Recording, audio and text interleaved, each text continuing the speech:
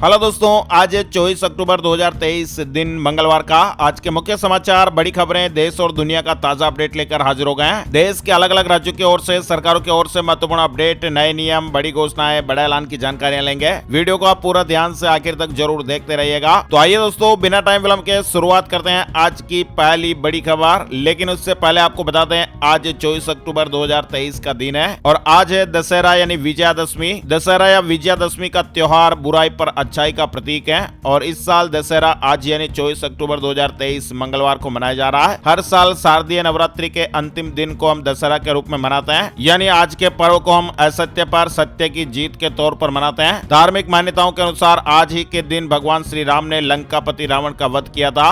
इसके अलावा आज के दिन माँ दुर्गा ने महिषासुर को मारा था। असत्य पर सत्य की विजय का ये महापर्व त्योहार विजयादशमी दशहरा। आप सभी दोस्तों और मित्रों को हमारी टीम की ओर से विजयादशमी दशहरा की ढेर सारी शुभकामनाएं, हार्दिक बधाइयां। दशहरे का दिन कई मायनों में खास होता है और आज के दिन कुछ अचूक उपाय करने से धन दौलत शोहरत के साथ साथ स्वास्थ्य और शत्रुओं पर विजय प्राप्त की जा सकती है। दशहरा का महापर्व इस बार मंगलवार को है और ऐसे में आज के दिन सुंदरकांड का पाठ करने से राम भक्त हनुमान रोगों से मुक्ति दिलाते हैं। दशहरे के दिन समी का पेड़ लगाने या फिर शाम के समय समी पेड़ के नीचे सरसों के तेल का दीपक लगाने से शनि की साढ़े सती और ढैया के अशुभ प्रभाव में भी कमी आती है, ऐसी ज्योतिषीय मान्यताएं हैं। साथ ही आज के दिन लोग गाड़ी, मशीनें, वाद्य यंत्र, समस्त उपकरणों की पूजा अर्चना भी करते हैं। राजधानी दिल्ली में बड़े स्तर पर रामलीला मंचन कराने वाली कमेटियों के आयोजन स्थलों में दशहरा पर्व मनाने के लिए मंगलवार को नेताओं का जमावड़ा भी होगा। लाल किला मैदान में रामलीला करा रही श्री धार्मिक लीला कमेटी और लव कुश रामलीला कमेटी के यहाँ सबसे अधिक और बड़े नेता शामिल होंगे।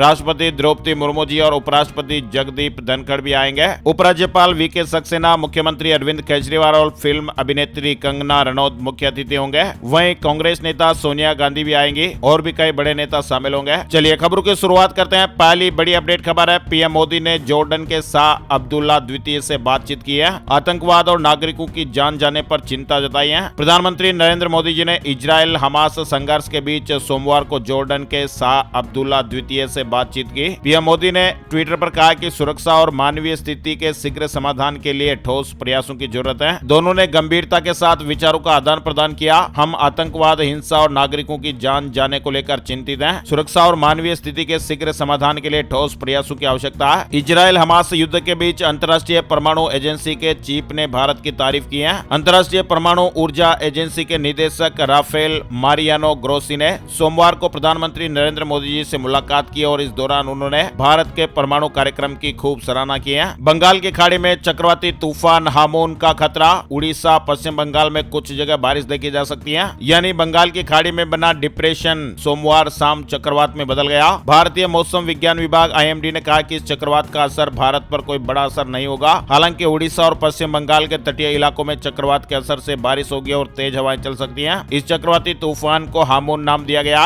उड़ीसा में भी अलर्ट जारी कर दिया गया। मछुआरों को समुद्र तटों से दूर रहने की सलाह दी गई है। बताया जा रहा है कि ये चक्रवाती तूफान बांग्लादेश, पश्चिम बंगाल तटों की तरफ बढ़ेगा। दिल्ली, नोएडा की हवा खतरनाक हुई है। राजधानी का AQI 306 पर पहुंच गया। ठंड शुरू होने से पहले दिल्ली, नोएडा में हवा खतरनाक होने लगी है। सोमवार सुबह दिल्ली में AQI यानी वायु गुणवत्ता सूचकांक 306 दर्ज किया गया। एयर क्वालिटी इंडेक्स में इसे इंसानों के लिए बहुत खराब माना जाता है, यानी दिल्ली की हवा खराब से बहुत खराब श्रेणी में पहुंच गई है। वहीं नोएडा में सोमवार सुबह आसमान में स्मोग की मोटी परत जमा हो गई। यहाँ पर AQI 322 दर्ज किया गया। इसके अलावा मुंबई में भी हवा मध्यम दर्जे पर पहुंच गई है। यहाँ सुबह AQI 127 तक पहुंच गया था। भोपाल का एयर क्वालिटी इंडेक्स सोमवार को 33 रहा, यानी भोपाल की हवा सबसे बेहतर रही। प्रदूषण का प्रहार और ऐसे में दिल्ली में रेड लाइट ऑन और गाड़ी ऑफ अभियान 26 से शुरू होने वाला है। दो पहिया वाहन अधिक प्रदूषित कर रहे हैं हवा को। राजधानी में बढ़ते प्रदूषण को देखते हुए रेड लाइट ऑन गाड़ी ऑफ अभियान गुरुवार यानी 26 अक्टूबर से शुरू होगा। दिल्ली के निजी अस्पतालों में हर दूसरा मरीज डेंगू का। गाजियाबाद में बच्चों में बढ़ रहा खतरा, सावधानियां बरतें। गाजियाबाद के जिला अस्पताल में डेंगू मरीजों में बच्चों की संख्या सबसे ज्यादा है। नर्सिंग स्टाफ का कहना है कि यहाँ हर रोज डेंगू के आधा दर्जन मरीज रोज आ रहे हैं। राजधानी दिल्ली सहित देश भर में डेंगू के मामले तेजी से बढ़ रहे हैं। डेंगू मच्छरों से फैलने वाली बीमारी है और इससे बचाव करना बहुत ही जरूरी है। डेंगू का मच्छर अक्सर दिन के समय काटता है, इसलिए दिन में मच्छरों के काटने से खुद को बचाएं। इन दिनों फुल आस्तीन के कपड़े पहने, पाँव में जूते पहन कर रहें। शरीर को कहीं से भी खुला ना छोड़ें। घर के आसपास या घर के अंदर पानी नहीं जमने दें। कूलर, गमले, टायर में जमे पानी को भी बहा दें। इस समय थोड़ा आपको अलर्ट जरूर रहना है। बैंकों के प्राइवेटाइजेशन पर पर बड़ा अपडेट आया। अब नीति आयोग और आरबीआई मिलकर नई लिस्ट बनाएंगे। सरकारी बैंकों के प्राइवेटाइजेशन को लेकर यह नया अपडेट आया है। सरकारी बैंकों के निजीकरण को लेकर सरकार अब नई तैयारी में जुट गई है और सरकार इसके लिए एक पैनल बनाने पर विचार कर रही है। बैंकों की लिस्ट बनाने के लिए सरकार ने नीति आयोग और आरबीआई को जिम्मेदारी सौंपी है। सूरत में बना दुनिया का सबसे बड़ा डायमंड ट्रेडिंग हब हीरा बुर्स में आज होगा 983 ऑफिसेज का पूजन। पीएम मोदी 17 दिसंबर को उद्घाटन करेंगे। यानी इंटरनेशनल डायमंड बिजनेस के लिए गुजरात के सूरत में बनाए गए डायमंड बुर्स अब तैयार हो चुका है। आज मंगलवार को देश भर के दिग्गज हीरा कारोबारियों समेत 5000 लोगों की मौजूदगी में यहाँ पर 983 ऑफिसेज में कुंभ स्थापना होगी। हालांकि इन ऑफिसेज में कामकाज 21 नवंबर से शुरू होगा और इसका आधिकारिक उद्घाटन 17 दिसंबर को पीएम मोदी के हाथों होगा। सूरत डायमंड बुर्स विश्व का सबसे बड़ा डायमंड ट्रेडिंग हब होगा, जहां से डायमंड इंपोर्ट और एक्सपोर्ट का काम किया जाएगा। हरियाणा में अब शराब की हर बोतल पर नजर आएगी। डिप्टी सीएम ने ट्रैकिंग सिस्टम के निर्देश दिए। पेटी पर भी क्यूआर कोड अनिवार्य होगा।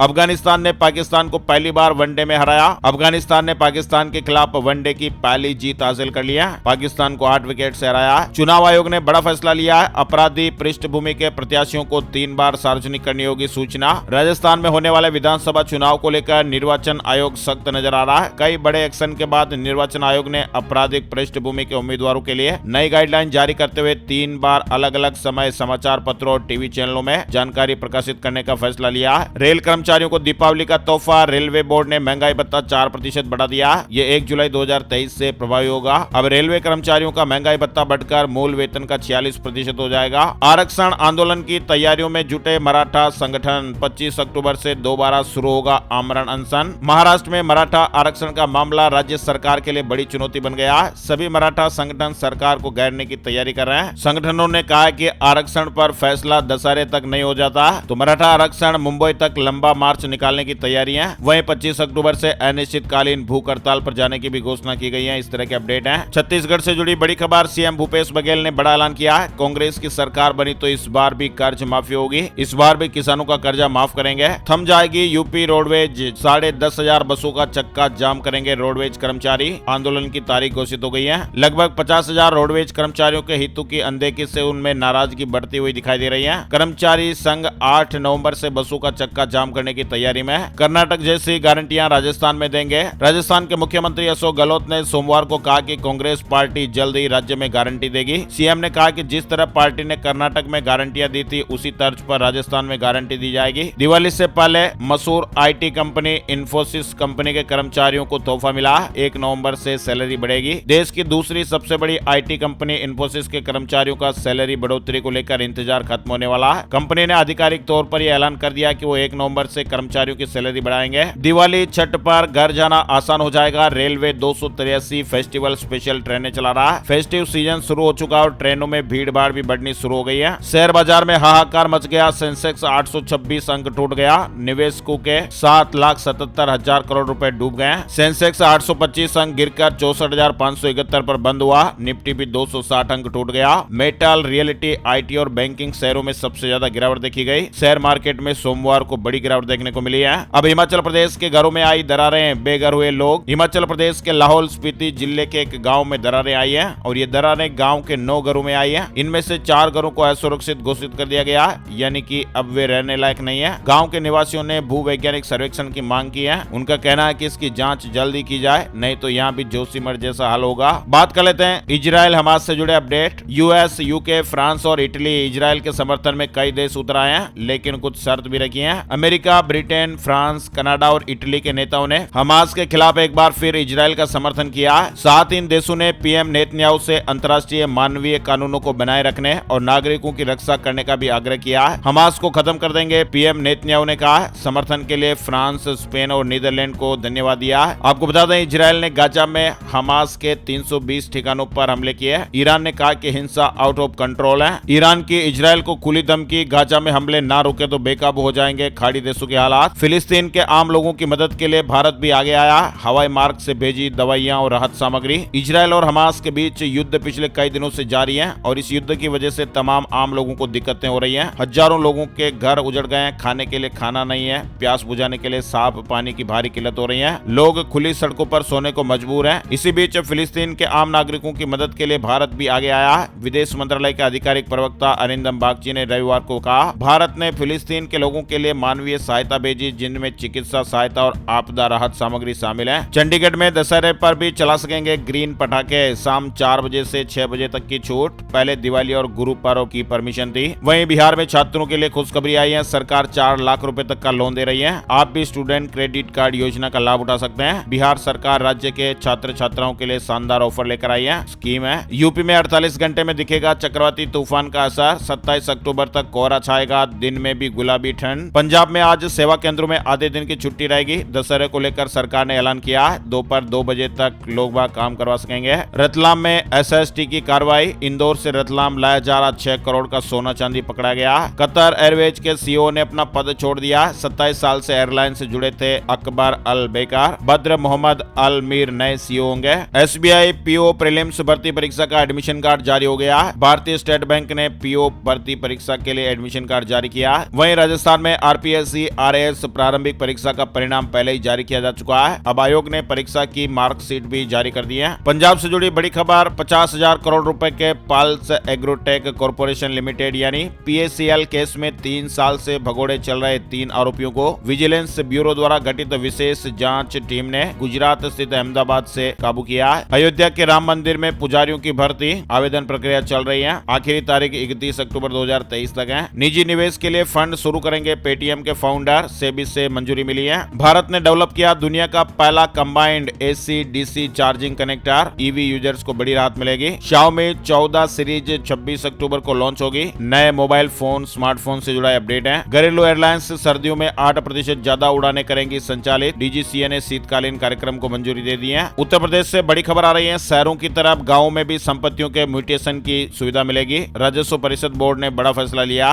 कल वाले वीडियो में भी हमने आपको बताया था, उत्तर प्रदेश सरकार उत्तर प्रदेश ग्रामीण आबादी भूमि भवन और परिसंपत्ति अधिकार अधिनियम 2023 बनाने की तैयारी में है। इसके मसौदे पर बोर्ड की बैठक में चर्चा भी हो चुकी है। शहरी क्षेत्रों में संपत्तियों के म्यूटेशन के लिए तो व्यवस्था है, लेकिन ग्रामीण क्षेत्रों में इसकी सुविधा नहीं है। यानी मौजूदा समय में खेत लेने पर खतौनी में नाम दर्ज कराने की सुविधा है और संपत्तियों के बंटवारे या फिर बेचने पर खतौनी में नाम दर्ज करने की सुविधा है। इन कामों में काफी समय लग जाता है। राजस्व परिषद अब ये चाहता है कि संपत्तियों के नामांतरण की सुविधा दे दी जाए, जिससे इसे बेचने या फिर बंटवारे में इससे नाम दर्ज कराना और भी आसान हो जाए। यूपी से जुड़ा अपडेट है। इमरान खान की मुश्किलें बढ़ती हुई दिखाई दे रही हैं। डॉक्यूमेंट्स लीक मामले में दोषी करार हो गए, यानी इमरान खान का जेल से बाहर आने का इंतजार बढ़ गया, साथ ही उनकी मुश्किलें भी अब बढ़ सकती हैं। मिजोरम से जुड़ी बड़ी खबर, कांग्रेस ने जारी किया घोषणा पत्र, 750 रुपए में एलपीजी सिलेंडर मिलेगा। गैर सरकारी कर्मचारियों के लिए बीमा का ऐलान भी हुआ है। 2,000 रुपए प्रति महीने वृद्धा पेंशन, 15 लाख तक स्वास्थ्य बीमा कवरेज की बातें की गई हैं। बात कर लेते हैं gold price today, silver price today, सोने चांदी के भाव। सोने चांदी की कीमतों में मामूली तेजी दिखाई दी है। सोमवार को सराफा बाजार में 24 कैरेट सोने के दाम 5 रुपए बढ़कर 60,698 रुपए प्रति 10 ग्राम पर आ गए। 18 कैरेट सोने की कीमत 45,524 रुपए रही। चांदी के भाव भी बढ़े हैं, 103 रुपए बढ़कर 72,094 रुपए प्रति किलोग्राम पर आ गई। बात कर लेते हैं आज का मौसम कैसा रहेगा। संपूर्ण भारत का आज 24 अक्टूबर 2023 का मौसम पूर्वानुमान। स्काईमेट वेदर अपडेट के मुताबिक अगले 24 घंटों के दौरान पंजाब, हरियाणा, राजस्थान, पश्चिम बंगाल, मेघालय और नागालैंड में हल्की बारिश देखने को मिल सकती है। गंगेय पश्चिम बंगाल, उड़ीसा के उत्तरी हिस्से में मध्यम बारिश के साथ ही 1-2 स्थानों पर भारी बरसात भी हो सकती है। उत्तरी आंध्र प्रदेश, उड़ीसा और पश्चिम बंगाल तट पर समुद्र में ऊंची लहरें उठ सकती है और तेज हवाएं चल सकती हैं। पश्चिमी हिमालय पर हल्की बारिश और बर्फबारी होने का अनुमान है। आज के मुख्य समाचार ब्रेकिंग न्यूज अपडेट में फिलहाल बस इतनी खबरें। ऐसी काम की ताजा खबरों का वीडियो हर रोज आपको मोबाइल पर मिलता रहे, मोबाइल पर दिखाई देता रहे, इसलिए इस वीडियो को आप अभी के अभी लाइक कर दीजिएगा। एक बार इस वीडियो को आप फेसबुक और व्हाट्सएप पर भी जरूर शेयर कर दीजिएगा। वीडियो पूरा देखने के लिए आपका दिल से शुक्रिया और धन्यवाद। जय हिंद, जय भारत, वंदे मातरम।